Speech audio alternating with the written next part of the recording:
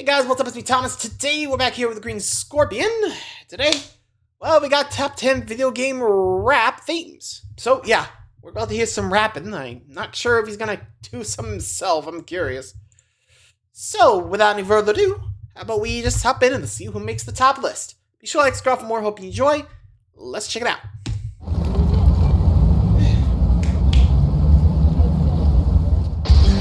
Some fun.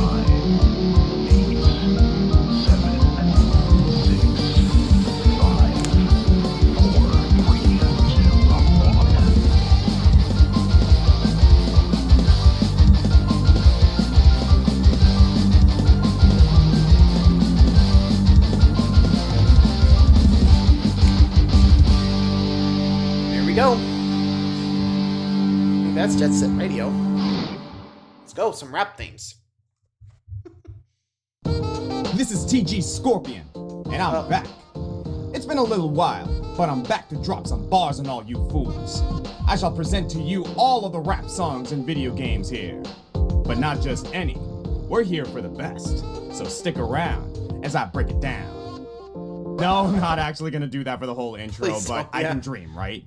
How's it going, everybody? The Green Scorpion here. I want to work on and the I hope you have lyrics. your headphones ready, because for as long as music has existed, performers have found unique ways to make it their own. Continually, the art splits into myriads of forms, and through countless iterations and innovations, they coalesce into genres. I've already tackled how a few genres of music integrate into video games before, but only recently have I been able to wrap my head around today's topic.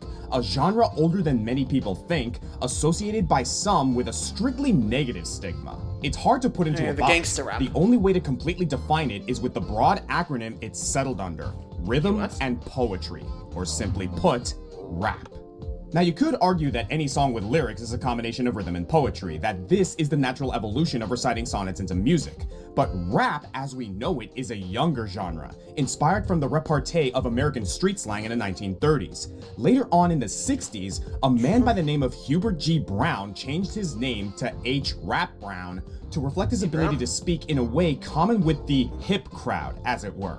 However, it wasn't until the 1970s that the term rap associated itself with musical performance thanks to the Sugar Hill Gang's debut song, Rapper's Delight. From there, rap as a musical genre took off during the 1980s within the African American communities of New York City, inspired partially from jazz, partially from funk, recognizable for putting the beat and lyrics forward and letting the melody hang back, if there's even a melody to speak of. And as jazz and funk were at first played at cheaper venues, rap became popular among the street crowds for its rhythmic style and flow. As young rap listeners grew into new rap artists, the life experiences that they brought to their songs would often hearken to plights of the urban lower class, perhaps tackling issues of gang violence, drug crime, or the struggle of avoiding law enforcement. For this, rap has been seen as disagreeable to some. And I'm sure many of us were told as children not to listen to it, lest our virgin minds be corrupted. Unlike all the rock and country songs on the radio that are also singing about sex and violence most of the time, am I right? Rock, yeah. No. He's got a point. But in spite of its humble roots, rap has evolved into a musical art all its own, most associated with hip-hop, but also dabbling into other genres like R&B, rock, disco, etc., giving us esteemed artists like Grandmaster Flash, the Beastie Boys, Eminem, Ice Cube, Snoop Dogg, Nicki Minaj, Post Malone, Baby No Money, and many, many others. And with more play in mainstream movies and media, it's stretching out of its stigma and reaching more people than ever before. Despite its prestigious history in the general public zeitgeist, however, the world of video games doesn't actually dabble in rap all too often, which isn't too surprising. Rap, by its nature, necessitates lyrics. Video games often wish to keep your attention on the gameplay, so OSTs that utilize lyrics, let alone rap, are used sparingly. That said, when rap does show up in video games, it's often a treat. Some games even dedicated an entire soundtrack to the genre. So for your listening pleasure, I've decided to give these adroit articulators some appropriately allocated attention. I do want to highlight that little detail, actually. I'm here to talk about rap themes, not hip-hop as a whole. While these two terms are often used interchangeably, hip-hop incorporates other fields like DJing, b-boying, etc., rap being one of its many tools. So basically, all rap is hip-hop, but not all hip-hop is rap. You feel me? One per franchise as usual, and I'm going to judge these themes based on a number of factors. Musical quality, good use of rhythm and syncopation, writing, articulation, and I'll even give bonus points for context because these are songs written to elevate gameplay. Mostly though, I'm looking for themes that I can expect the average hip-hop enthusiast to enjoy even outside of the scope of video games. Also, I want to give a major shout out to my homies Mitch, Sheikah Arts, and Wambu, who were kind enough to listen to the setlist that I compiled and help me judge these themes. And finally, I'm gonna come out and say that I am not some kind of hip-hop hierophant and not as well versed in the rap genre as I would like. So if I get a few things wrong here and there, or if my takes are whack, please go easy on me. Even if I'm not a rapscallion, I have huge respect for the genre, and this is my attempt to pay homage to a musical form that deserves all the credit and attention it gets. And if you want to educate me further, please hit me up in the comments. But for now, it's time to let the rappers do the talking. I'm the Green Scorpion, and these are my top 10 video game rap themes. I'm actually curious to see where this starts. First up, number 10. Oh, Persona. Alright.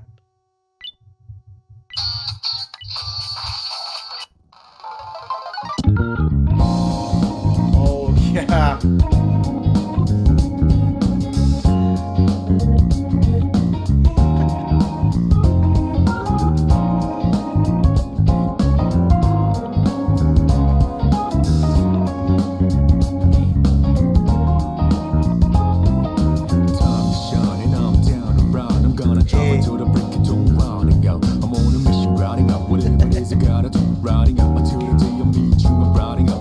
When it comes to lyrics in video game songs, an all-time champion is the Persona series. Game after game, Atlas sources amazing musicians to pen pure polyphonic poetry that somehow doesn't distract the player from their strategic decision-making, and doesn't get old after hundreds of repeats in a 100-hour playthrough. I zeroed in on Persona 3 Reload pretty quickly, and while I thought it might go to mass destruction or it's going down now, I ultimately landed on Color Your Night, which plays anytime you explore the city after dark. Now my first question was going to be how Reload's version compares to the original track from Persona 3. As high quality as Reload is, a few songs, including Mass Destruction, sound a bit better to me in the original than their cleaner modern versions. But to my surprise, the original didn't have Color Your Night. This is a Reload original. That's a testament to just how well it fits into the rest of the song list, borrowing leitmotifs from Joy and being worked into the incredible credits theme at the end. Persona is a series of dichotomy, your high-action dungeon crawling juxtaposed by the simpler but equally important daily life. Color Your Night captures that same dichotomy in a call and response between rap and traditional singing. In the former case, we have Lotus Juice, who pioneered the use of rap in J-pop and hits clear and cool vocalizations. In the latter is Azumi Takahashi, who has the most wonderful tone in a more jazzy lounge style. It's like chasing a perfectly crispy French fry with a sip of a sultry milkshake, two contrasting flavors that feel like they were made for each other. Add in those high quality instruments, particularly that iconic electric organ at the beginning, and you got a velvety smooth winner on your hands. And that's even before I get to the song's themes. The lyrics here are rather basic, conveying the simple premise of driving around the city at night and getting stuff done. Not that our protagonist has a car, but the feeling it conveys is nondescript enough to fit whatever you might be doing in this moment of downtime. Shopping for medicine and skill cards, studying at the coffee shop, talking to that grumpy monk at the club, or coming back home to cook and watch TV with your roommates.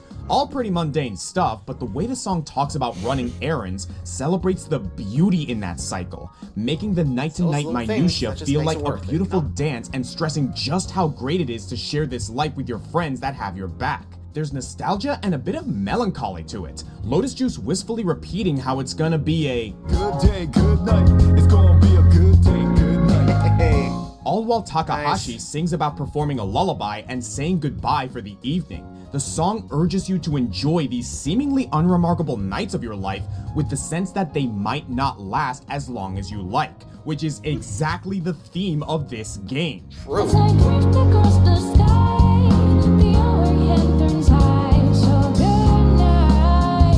Incredibly profound for a number 10 entry, no? Well, the rap may be well integrated into the song, but it does feel like only half its composition. And for that, I didn't really feel like I could rank it any higher. That, and while I'm always impressed that Japanese songwriters can write English lyrics that are even halfway coherent, the word choices here are a bit on the simple side. 2 hands meet at zenith, nothing comes between us, dancing like ballerinas. always jumped out at me, but I think we can do better, and we will. Still, I'm always ready for another Wander in the Night. Definitely a good personas one to choose from. Next. Oh. Okay, League of Legends here. Sides to a story, but they never tell my side. Never been the kind of guy to stay inside the guidelines. I know I'm the bad guy, I don't gotta ask why. If you try step to me, it'll be the last time. I bet you thought you were safe from League of Legends on a list like this, right? Nope. The Plane of Runeterra has gone full multimedia now, with several games outside of the main MOBA, a critically acclaimed series on Netflix, and a hub for musical collaborations. You know that to song. many, ironically, the worst part about League of Legends is League of Legends itself. But the concept of record labels in this high fantasy setting has existed for a while, starting with Pentakill, the at the time in-universe metal band made up of several of League's hardest core characters. And also Sona, because she's versatile. Over time, Pentakill was eclipsed by an even bigger musical sensation, the K-pop inspired girl group KDA. K-pop as a genre is no stranger to incorporating rap into their songs to great effect. Seriously, just look at K-pop Demon Hunters, also on Netflix. It'll be a missed opportunity not to make some kind of Arcane collab. But as good as the song Pop Stars is, KDA is not our fictional band of choice either, because similar to Demon Hunters, Riot introduced a rival boy band to the K-pop stars in the form of Heartsteel. And our song of choice is Paranoia. And now that Riot has taken the lore and world building of Runeterra more seriously, all of this music business drama has been relegated to its own alternate universe with variants of the normal League characters, so they can just go crazy with the concept. Let's talk about this all-star cast. We got Cincinnati-born artist Cal Scrubby as Kane, Taiwanese-American singer Ozzy as Set, and Nigerian-American rapper Toby Lou as Kasante. All amazing performers who are still living out eclectic careers. Then as Ezreal, we have Baekhyun from the Korean-Chinese supergroup EXO. Look, I didn't know too much about K-pop before researching this, but even I've heard of EXO. That's a huge get. And rounds out a diverse group of powerful champions with a diverse group of talented performers. And in lore, you also have the champion Yone acting as the producer and DJ, and Aphelios playing many of the instruments. But neither of them sing, so they're harder to credit as they're really the result of dozens of musicians and editors. Now, let's talk about this dang song because it is a trip. Basically, it's a diss track to all of their haters. The lyrics tell of how once you make it big and find success, there's a sea of would-be competitors waiting for your eventual fall from grace. But rather than just being spiteful, Paranoia stands its ground and hypes itself up in the face of it all. Growing up, I was a problem that they didn't solve. I'm the piece that wouldn't fit inside a jigsaw. Each member gets a verse to spit some bars, all with excellent articulation. The instrumentation is varied enough to give each verse its own feel that highlights that group member's strengths, all while an immaculate bass line keeps the whole song consistent until we can get to that earworm of a chorus.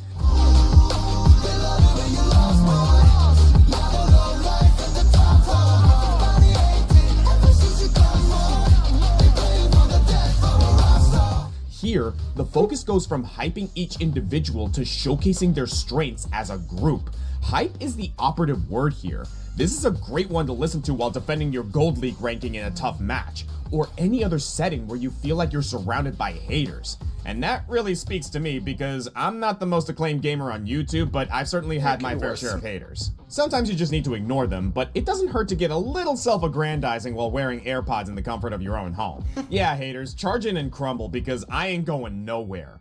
The music video is also just, pardon the phrase, a riot. Looks like these guys have a lot of fun together, really sells the illusion of a real band of bros. It's as awesome as it is incredibly silly. Now, I'm keeping this one a little low because while the rap in the verses and the bridge is a great homage to classic hip-hop, I feel like the melody in the chorus is the real draw for a lot of people. That and, well, this song is from a video game, but not really in a video game. Maybe it played on the title screen at some period, I honestly don't remember, but it serves more as a glorified commercial for League. A really colorful, hard-hitting commercial. Sometimes something can be a cynical marketing move and a beautiful piece of art at the same time, which I think is just the K-pop industry in a nutshell, if I'm being honest. Yeah, I think it depends on your taste. Next up, number 8. Oh, this. Alright, Mad Roller. What's up, man? Yo, we got intruders, man. Get everybody together. Come on, we gotta handle these fools. Get them out of here.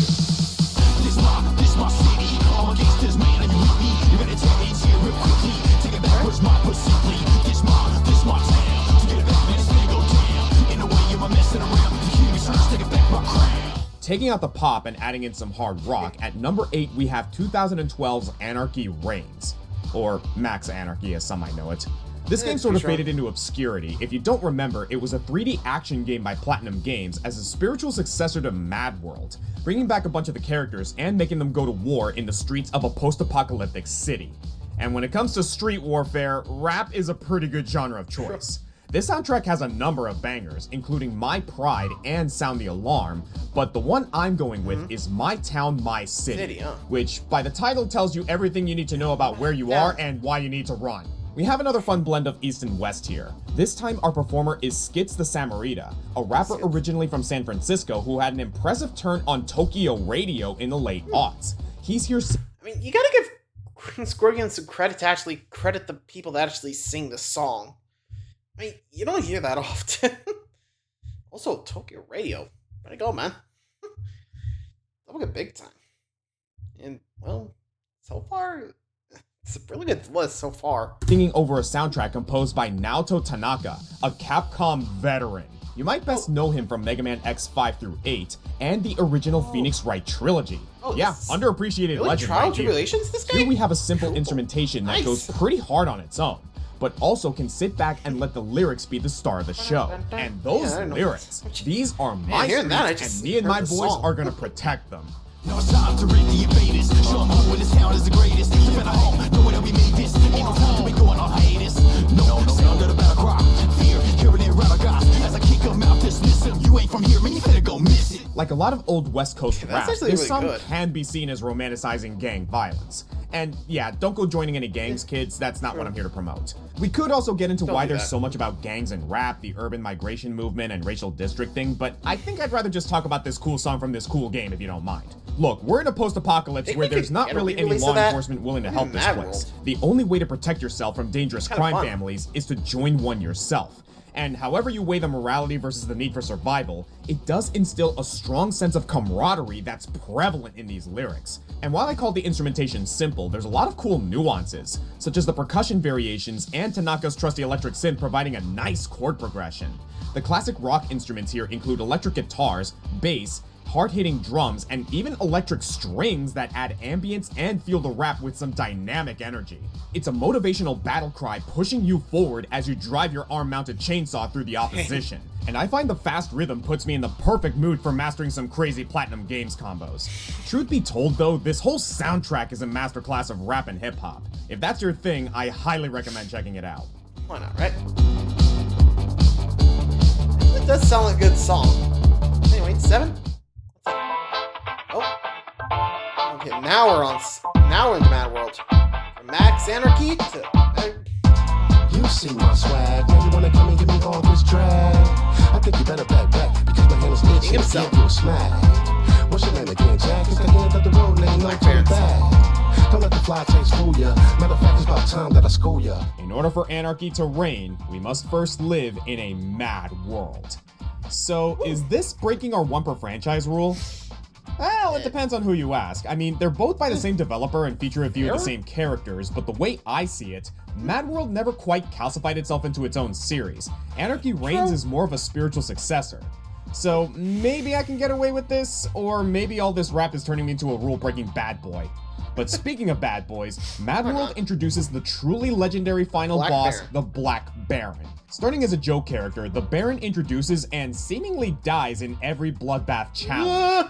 Either there's multiple of him, or he possesses some kind of resurrective power like Kenny from South Park. And that might explain how he achieved the rank of number 1 in Deathwatch and stands as Jack's last opponent. Set in a homicidal kickboxing arena to our lucky number 7 song, Look Pimpin'. That's right, we got a boss theme. And we needed all this background because I need you to understand the amount of build-up this song has to live up to before I can explain how it knocks it out of the park. Performed by Sick YG, this boss track doubles as a brutal diss track, written from the Baron's point of view, looking down on you. The lyrics hit hard and fast, constantly switching up the rhythm with a semi-automatic spray of rhymes. I just kept hearing your name too much. touch and that's it. Now I just came to touch your backbone with a boot. I came to the truth. It don't take much now, ain't that the truth? Clearly the Baron's been on top of his game for a while. He wasn't even gonna risk getting his coat dirty, but so many fans are chirping about this chainsaw guy, so the Baron's gonna put him in his place with a swift, industrial-grade backhand to the face. But there's a lot going on here musically, too. Sick YG's recording incorporates some very clever harmony, especially during the chorus. Plus, there's some female vocals in the background that I assume represents Matilda, the Baron's treacherous partner. Man, gotta love that diegetic storytelling. The instrumentation includes excellent percussion and bass, with the crowning jewel being the brass section. The horns make this song truly bombastic and get the beat stuck in your head long after you finish the game. It's a spinning piledriver of funk, hip-hop, and jazz, each with a very 80s feel individually, but crashed together to feel very modern. This song is also kind of the father to the last entry. Not just because the two games are related, but Look Pimpin' uses the lyrics My City, My Town, a prelude to the Anarchy Reigns song My Town, My City. My town, my city, and a close look, it's all gritty. In a minute, you gonna be laying on the ground. I ain't messing around. My city, my rules, my money, my town. And on top of everything else, this song is just funny. Mad World is a crazy game with a stupid premise, and this is perfect for the finale. But as you can see, the music here isn't as lowbrow as you might assume while listening to it. Like a fidget spinner made by a rocket scientist, the mechanics here are far more refined than you might expect. More so than the rest of the game, even. Howard and Kreese may be a little over-dependent on profanity for their comedy, but Look Pimpin' is one of the only songs in the game that doesn't swear. No, I'm serious. Oh, really? Check the transcript. The most mature word here is murder, I guess? No easy laughs here. wrong. This is a bona fide work of art to represent a character who is both extremely silly and extremely cool. And apparently not black? I'm sorry.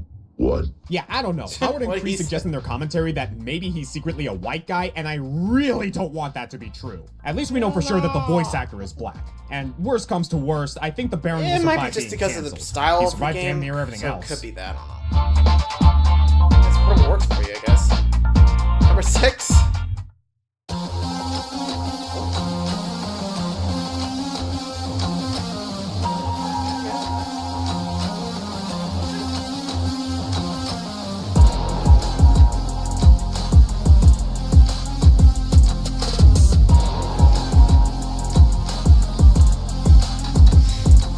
You better recognize they don't give a care about the city of life before the That's vibe. wrong. You better hide 누군가 접근하시 to the broken heart neon sign 널 modify 널 무력화 Back to K-pop rap with this one, and wow, I never thought I'd be talking about Nikke. Oh, Not like Nikke. I should Oh, be Nikke. complaining I much thought it about was gacha Nikke. games. I played more than my fair share of Fire Emblem Heroes, finally quit when I realized it was no longer giving me enjoyment, Fair. and proceeded to funnel all that passion into Zenless Zone Zero. Just when I thought I was out. Oh, yeah, right back in. Okay.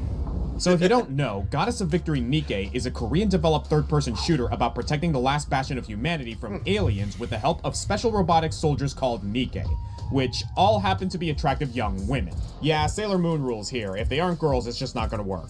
I haven't played this one for more than a few minutes, and I certainly haven't shelled out a single cent for it, but I don't need to mortgage my house on microtransactions to know that Boomsday is an immaculate track. We have artists Hunger Noma and Nonabar to thank for this one. Boomsday shares its name with a major event that happens in the game, focused around the character Eleg. You could say that this is her theme song, but in-universe, this is the theme song to the fictitious game Eleg's obsessed with, Boom. And if you couldn't tell, it's a spoof off Doom. Eleg is clearly Yeah, a super Boom, fan. Doom. She sometimes goes by Boom Guy, and her main weapon is obviously modeled off the BFG. Also, her favorite hobby, pretty much her life's goal, is to run Boom on as many different devices as she can. A reference to the real-life trend of installing Doom on everything from microwaves to pregnancy tests. I'm not joking. Please look this up. Whoa. And if you think about it, this track represents the Doomslayer more so than it represents Nikke Eleg. And they didn't just settle for a simple parody here. This is more of a, what if Doom was K-pop? The lyrics, which switch back and forth between English and Korean, contain references to bloody spine-ripping executions and invading alien worlds with super lasers. 도망쳐 나가던 너지 또 다른 lost sector just another story another legend another chapter 찍어준 지부 that's my final gesture no more question I'm professor's lecture so That staggering between I'll be honest. I don't know. get it, but so I was about to say, I'm surprised he didn't include like some of the, lyrics, like with the translation, but I guess they wouldn't, translate well, so I guess he thought, just play it as is, I guess. I don't know. I mean, I don't know if I would, but let me know. Would you guys include the translation? Anyway. Languages sounds like it would be janky, but really, it just gives the lyricist more freedom to play with syncopation. And with how well the rappers articulate, it makes each line hit like a truck. Similar to Paranoia, there's a kind of dark underground club feel to this one, largely because of the mixing. You have electronic sounds like synths, staccato-style percussion, and horns that sound far off and alone. Now, I should mention that when ordering this list, I almost dropped this below Look Pimpin' a few times. Really? Because, again, that song is hilarious, badass, and is actually in a game. I think Boomsday is another case of promotional songs written for the game, but not actually appearing in the like game. our first. But aside from the impressive multilingual lyrics, it's an just equally like the effective diss track. League of Legends just game, yeah. one written from the hero's perspective instead of the villain's. True. And I think what I enjoy most about this song is the intertextuality of it all. I mean, we got a link between Nikke and Doom here. And come to think of it, Doom doesn't sound like this at all. It's all about that hard rock. This is Doom through the filter of Nikke. As an experiment, I let this track run while playing some Doom Eternal with the music muted, and you know what? It kicks ass. Really? Okay,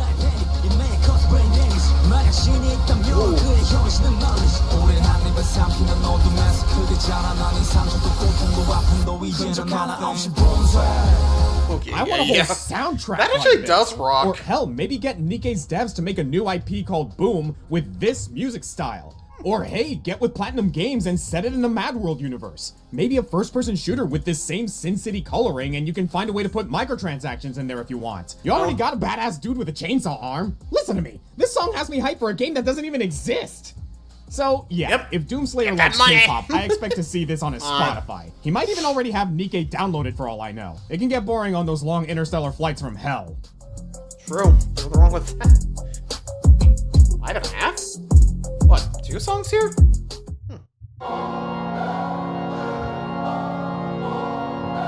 What is this?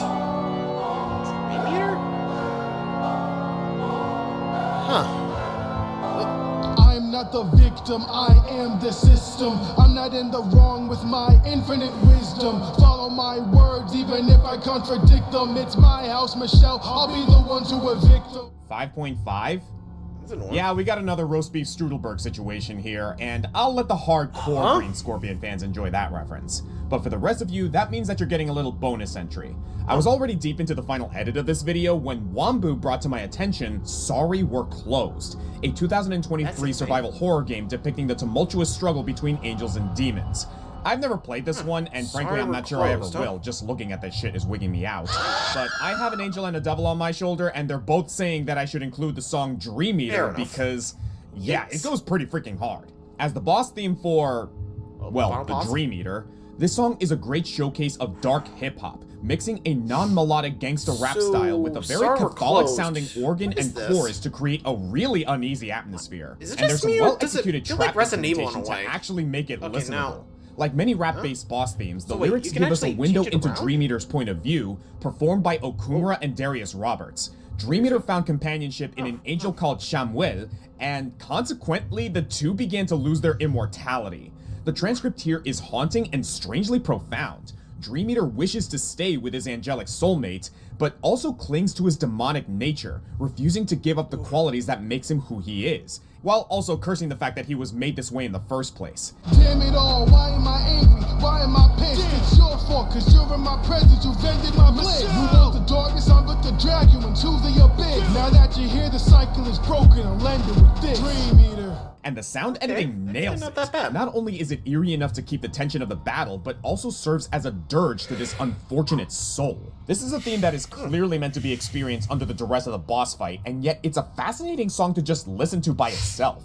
The prose hits hard, and while I can sometimes be judgmental of slant rhymes that only work due to the lack of enunciation, rap is the perfect genre to make that sort of thing flow. In this case, the simplicity of some of the rhymes just makes Dream Eater sound more forlorn and resigned to his fate. Angelic demon, transcending heathens. The balance on the scale between good and evil ain't even. Heartbreaker, And even when it is, there's always someone trying to tip it. Oh. Tug of war with my arms instead of rope, I'm so conflicted. Okay, I think I So get it. yeah, if Charge I the had heard this Heartbreak. one before I Bam. finalized the Okay, countdown, it'd makes land sense. firmly between Boomsday and the next song on our list. So I hereby grant Dream Eater the honorary 5.5 spot.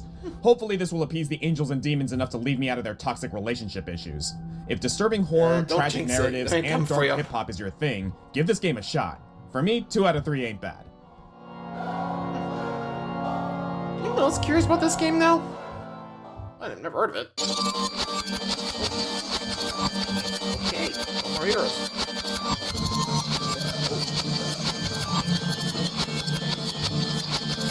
Oh, this is from like the... Until the fucking die, BOSS からまだまだまだやりたい BOSS until the fucking die, the game one? BOSS からまだまだまだやりたい俺はボスです BOSS look at my necklace かなりシャイン俺ま先生 teaching me fight 諦めないでこれはゲーム yeah I think it's a rule at this point that anytime I mention Mad World, I have to mention No More Heroes at some point.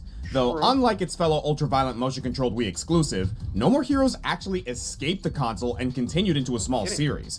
And as far as banger rap themes go, we have a couple to choose from here. No More Heroes 2 gave us Nathan Is Our Boss, and No More Heroes 3 has Itadakimasu, both of which kick ass. But our number 5 pick comes not from a numbered entry in the series, but Travis rather Strikes the Back, odd right? side game Travis Strikes Again. This game is a black sheep even among this black sheep of a franchise, changing up the gameplay considerably with fast-paced top-down action and presenting a story where Travis gets sucked into an old video game console. Suda51 was never exactly reverent to the fourth wall, Okay. but this game tears what's left of that flimsy barrier off its hinges to air Suda's grievances with the video game industry and his reluctance to continue his most critically successful franchise. Hell, to be extra weird, this song isn't even from this strange side game, but rather the Strange Side Games DLC. This is the boss theme of the game's last post-adventure challenge, On Your Mark, Get Set, Go. It took a 5-man band of rap artists to bring this one to life, performed by Dubby Maple, Tokyo Trill, Me Beam, Surepurutame, and Devin. Yeah, just Devin. Sounds a little ordinary next to these other names, but I guess Devin's gotta keep it real. And this is maybe the strangest song I'm covering today with its blend of hip-hop and EDM. We're also jumping back and forth mid-sentence between English and Japanese. Marathon with the micro, marathon with the micro, BOSS, sugi psycho. None of this is a strange bit, but rather, this composition is just unsettling. We start off with that weird electric decomposition, which to me sounds like what Travis might hear when he's crossing dimensions into the video game world. The backing is made up of the loudest electric instruments they had available. It's artificial, abrasive, and quite the earworm, especially when it mixes in the main No More Heroes theme. In fact, that weird cacophony you hear at the beginning is actually the No More Heroes theme in reverse. Really? A fitting way to introduce this final boss. Now let's talk about that boss, as it's the lyrics from his point of view that really sell this song for me. Here we fight Silverface, who in-universe is a video game character within the console Travis is exploring, a game called Killer Marathon. And while that sounds like the kind of ultra-violent fare Travis is used to, it's actually just a pinball machine. This guy was a complete non-combatant, a mild-mannered guy that the developers have ripped and changed to be a boss completely counter to his personality. That silver face is just spray paint added to mask him, and he's having a real crisis of identity when we meet him. In the pre-fight dialogue, and continuing into the lyrics of the song, Silverface laments his confused existence. He doesn't feel like he knows who this Silverface even is, or how he's supposed to be him. Not only that, Silverface is completely aware that he's a DLC boss, not even worthy to be in the main game. No one is going to remember him, most players won't even get this DLC, and the ones that do probably care more about the new playable character than him. This isn't a joke, he actually says this. This is a long song, with each of the 5 artists stepping in for different choruses, verses, and refrains. This change of voices lends itself to Silverface's confused self-identity, trying to work this out as he fights you. This goes double for his inability to keep to just one language. And like the best No More Heroes bosses, this inner struggle can be seen to reflect Travis's own, which would explain why we start with a literal reflection of Travis's theme and hear that theme throughout the song. Like, when you think about it, Travis 2 isn't the cool guy that this game made him out to be. Like, yeah, he's a super assassin, but that means that this is a world where obsessing over anime and walking around seedy bars with an off-brand lightsaber can actually get you into a cool assassin tournament. But in a realistic setting, Travis would be kind of a loser, and his adventures haven't exactly brought him happiness. Why do you think he's out here in a trailer playing demonic Atari instead while he procrastinates finishing his trilogy? You're wrong.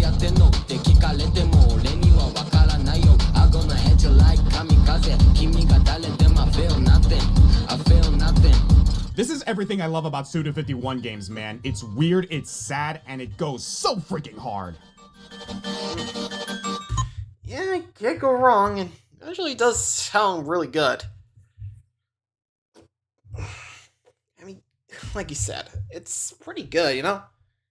I mean, honestly, with how long it took him to get to that last chapter, I mean, I'm not surprised he was like, do I even want to finish it? I forgot about me already, I think. I can already tell, but anyway, moving along. Top 4, let's see what's next. You need to learn to stop pissing me off! Oh. Street Fighter, huh? Nice shot. I knew there'd be more of you.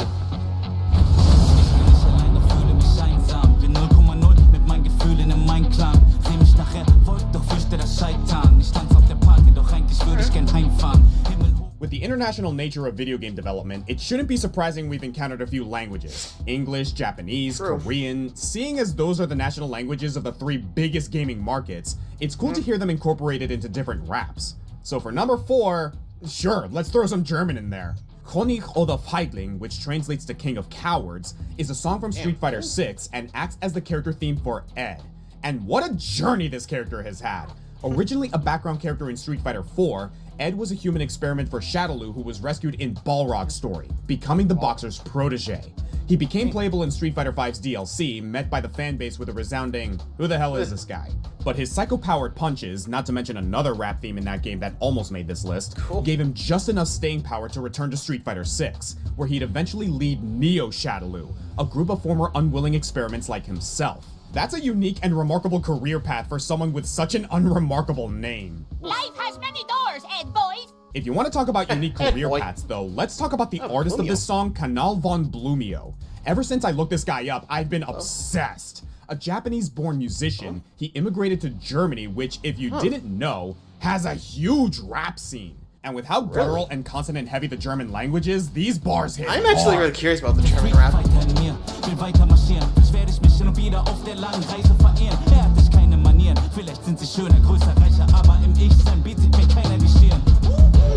König oder Feigling is So the sung fact that only these in guys German have aside boxes from on the their occasional English phrase. wonder why they did And that unlike in the Street previous Fighter. songs on this list, you know, it let me doesn't know. utilize any actual singing until the very end. We're not leaning on a strong melody this time. This song has to build to earn that harmonic payoff. Not to say that this is musically lacking at all. The drums, synths, and electric guitars come out swinging. But what's especially impressive to me is that slow build, starting with a foreboding sound that eventually grows into an almost heroic theme. It's even better if you know the translation. Substituting the English words doesn't carry the same intensity, of course, let alone it doesn't rhyme that way. But transcribing hence these no- lyrics gives us a rags to riches ballad that would be as fitting for a rising rap star as a rookie boxer going for the title, or a former captive inciting a revolution against M. Bison. The first verse is full of Ed's personal demons, his struggles thinking how he's not good enough, never being able to rest on his laurels after each victory, knowing that there's always someone out there who'd like to usurp his lofty pedestal. But by the second verse, Blumio's built up so The much flicker momentum fist that there. you can't imagine standing in his way. He's got the strength to persevere, the wisdom to watch his back, and the passion to do what needs to be done. Or to roughly translate my favorite line,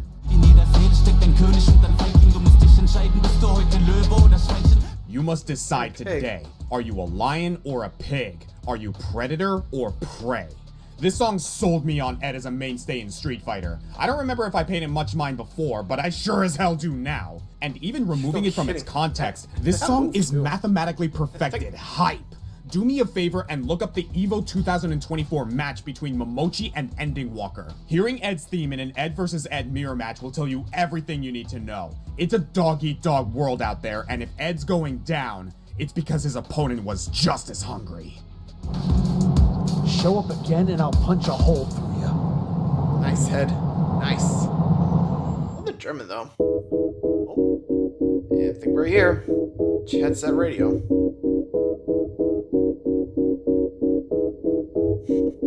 We only getting started. Yeah, I got the light.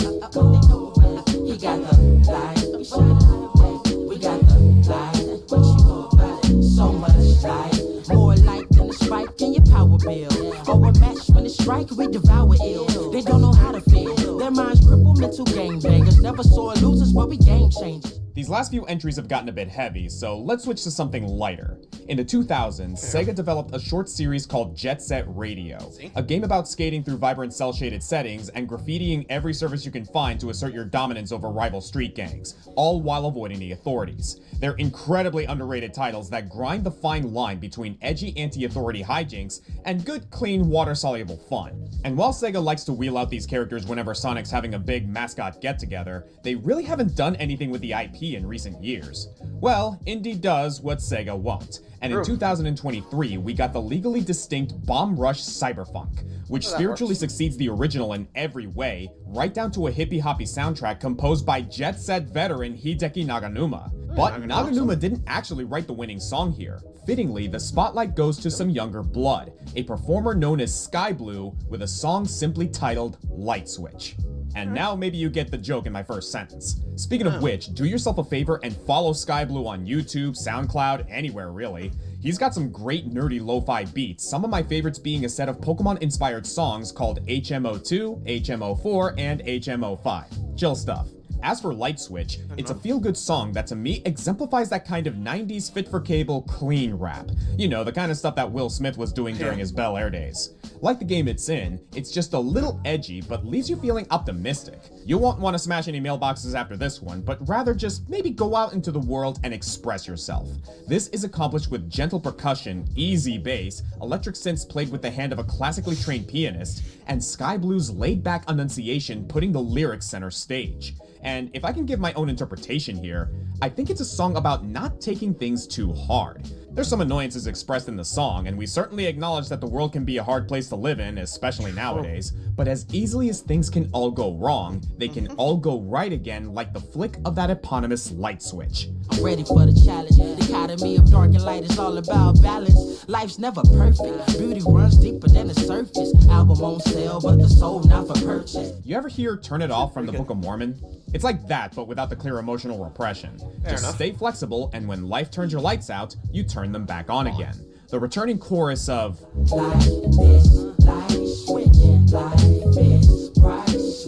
is repetitive, but in a way that's kind of calming, and helpful to hear a couple of times because it is a bit of a tongue twister.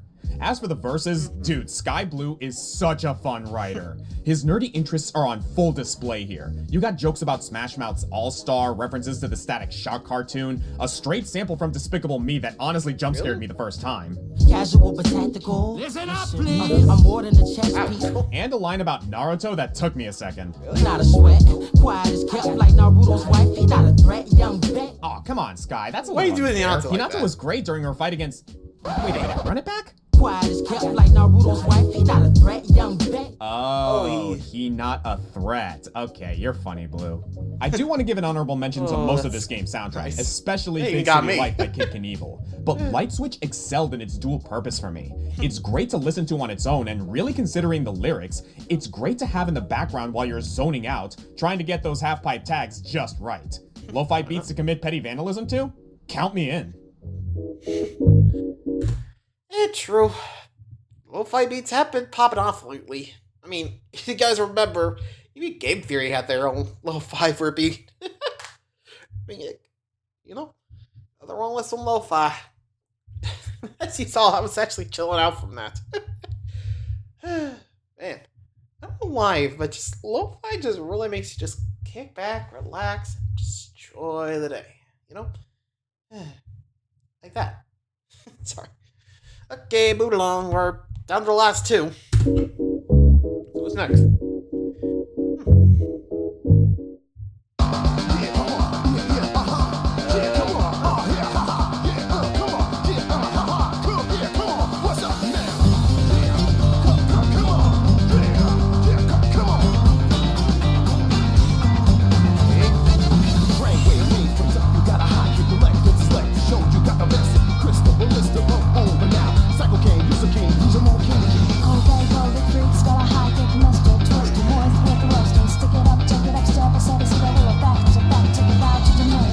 Number 2 is a doozy, a real clusterfuck of musical genius from a real clusterfuck of a genius game. A real twister from The World Ends With You. The World Ends With You is, to most of us, a fairly niche action RPG on the Nintendo DS that managed to earn a few remasters, an anime adaptation, an appearance in Kingdom Hearts, and eventually a sequel thanks to its cult status with a strong fanbase.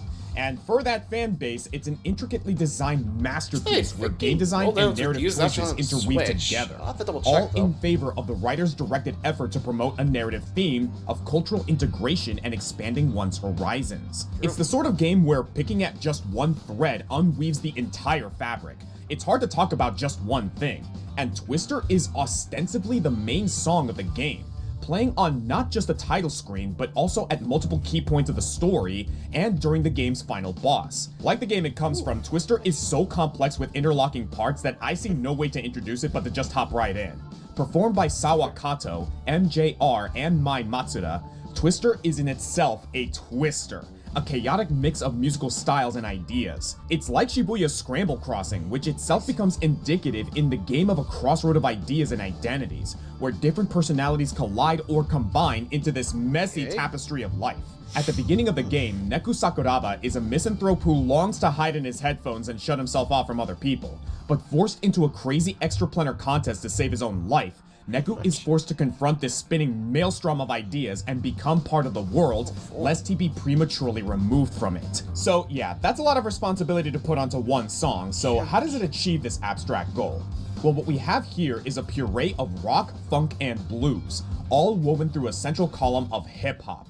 The artificial sterility of keyboards clash with the naturalistic twang of acoustic guitars, interrupted by a sudden trumpet anthem, and just the sickest electric guitar riffs, all while the rappers race through a word salad I need 5 hours and a dedicated dramaturge just to properly interpret for you. That's a name. That's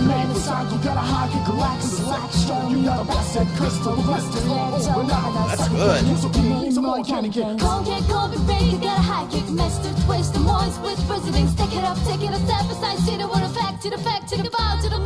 And if they just threw all these things together with no thought, it would be an utter cacophony. The fact that they balance this into something not only coherent but endlessly listenable is nothing short of miraculous. Now, And now I'm actually curious to see if this game is actually on the Switch. Don't worry, I'm just doing this real quick, because I swear, I remember there was like I said, I remember it was on here. I just need to double check. Hold on.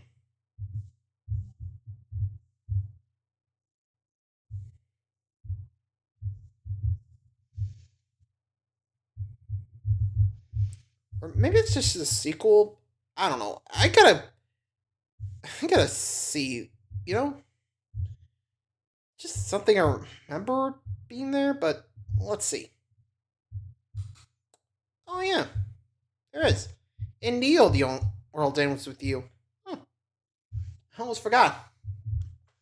It looks like that is on the docket. Okay.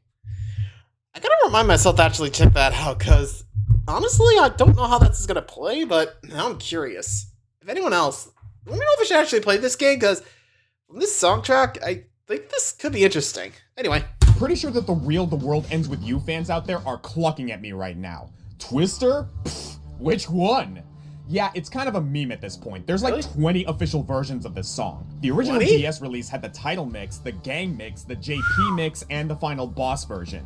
These were all updated in the iOS version, plus the Kingdom mix for its Dream Drop Distance appearance, and the Neo remix for the sequel. And hats off to all the sound designers for adjusting and optimizing the song for so many different purposes. It's a testament to the song's versatility and lasting impact.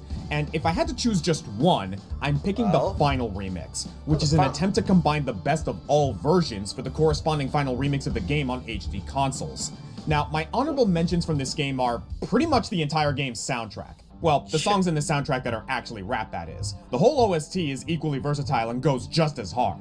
But for true fans of the game, it's easy to see why Twister is the takeaway champion, as it really codifies the game's themes into music. Some interpretations of the lyrics even claim that the song is a one-to-one retelling of the story. Really? I don't know about that, but it definitely gets across that each character needs to win this death game and get back to their lives to chase their dreams. Looming over their struggle is the threat of death, or as the song forebodingly puts it,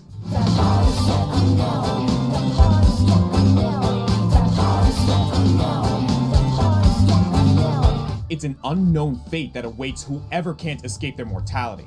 And what starts as just a single powerful line at the end of a verse eventually becomes a chant chasing the characters, which is used to introduce the game's final boss. The rest of the song consists of the sights and sounds around Neku as he talks to people he otherwise would have just ignored, learning to appreciate this diversity of people because, as the game's title puts it, the world ends with you. And if you don't get yourself out there to try and understand new things, your world is going to be very small.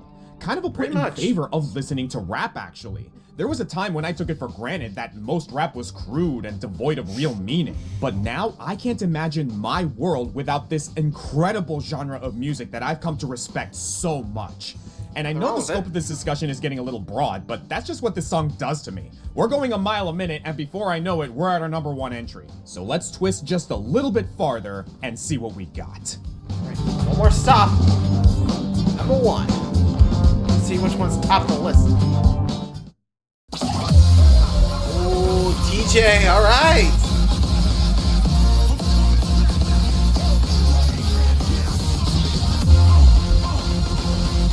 Oh, yeah.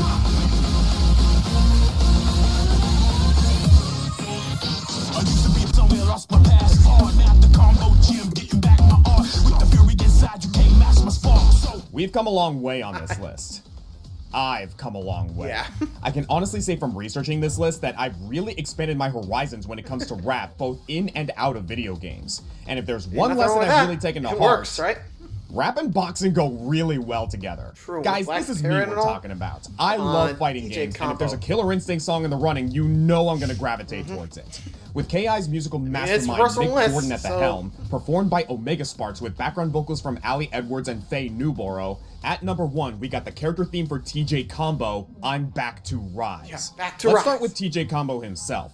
Part of the original roster for 1994's Killer Instinct, TJ Combo is, well, a boxer. Yeah. As his story goes, he was the world champion living in the lap of luxury. He loved the fame so much that to defend his title, he poured his vast sums of wealth into cybernetic enhancements in his arms so that he could punch harder and faster. And no one really cared that he could punch like a pneumatic pile driver until his surgeon from Ultratech leaked the story and ruined TJ's career.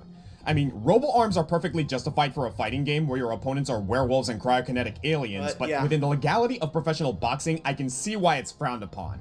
In the two classic games, TJ is constantly trying to win back the people's affection, not to mention the fortune that comes with a heavyweight title, by taking on increasingly powerful opponents. In particular, his rival Riptor, who is a genetically modified velociraptor. He even fought back against the Ultratech Corporation itself. But the Master can't be overthrown with the Master's tools. And in the 2013 reboot, TJ Combo returned in the Season 2 DLC, having done the craziest thing he could do. He had the augmentations removed and proceeded to fight those same werewolves and dinosaurs, now equipped only with his athletic prowess and this kick-ass theme song. Yeah. I'm Back to Rise plainly tells the story of a man who's known the riches, is back to rags, and is correcting his mistakes to rise again like a phoenix. It's not metaphorical either. The lyrics very plainly mention him removing his enhancements. it feels good without the implants in me. Here to show the world that my skills wanna skin deep. A charge in the wind speed, moving in the frenzy. Show 'em the champ, leave assumption to end. I really do remember this After song. Light Switch and Twister, I'm not used to the lyrics being this direct, but there's plenty of other bits to chew on here. I especially like the references to real-life boxing history, such as the Rumble in the Jungle, one of the most famous matches of all time between George Foreman and Muhammad Ali in 1974. I also like the female vocals doing that. That's a bit of a staple in Killer Instinct music. I think that's Faye Newborough doing that part, but I'm not too sure. Please correct me if I'm wrong. It really helps blend this song into the rest of the game's style despite the different genre. And it also helps that the composition is once again forged from gold and mithril by Mick Gordon. This is a long song with enough verses, bridges, and refrains to keep it from getting repetitive in a best-of-3 match, no matter how hard Conrad's zone stalls. It is incredibly dynamic, its intensity changing based on what's currently happening in the fight. But we're never too far from that hard-hitting chorus. mean, they used it in the death battle, why not? It's a bombastic volley of hip-hop, hard rock, trap, and club music shot out of a cannon straight into your skull again and again. But it also can surprise you with just how gorgeously elegant the bridge is.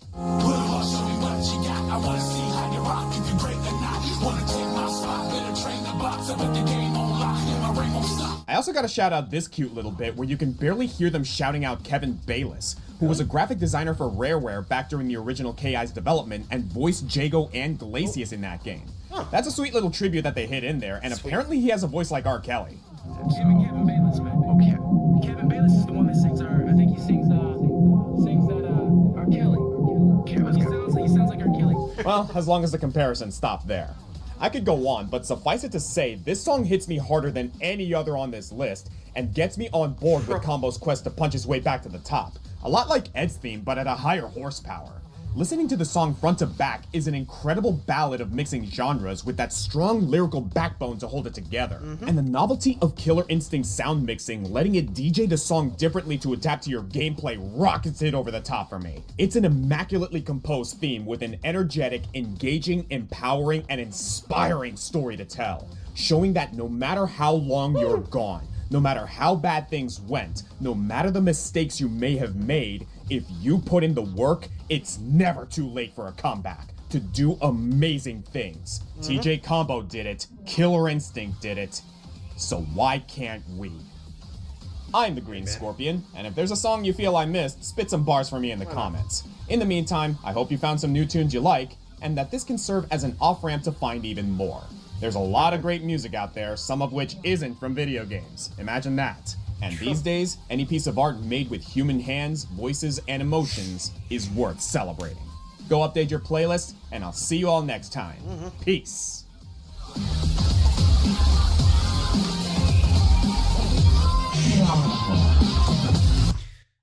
Back to Rise. Honestly, that was a really good song, but let me know. Do you guys got any songs that you think you should have included? Let me know, because frankly, he's got a good list, especially with that Back to Rise, I love that. Well, anyway, thanks for watching, guys. Hope you enjoyed this episode. Adios.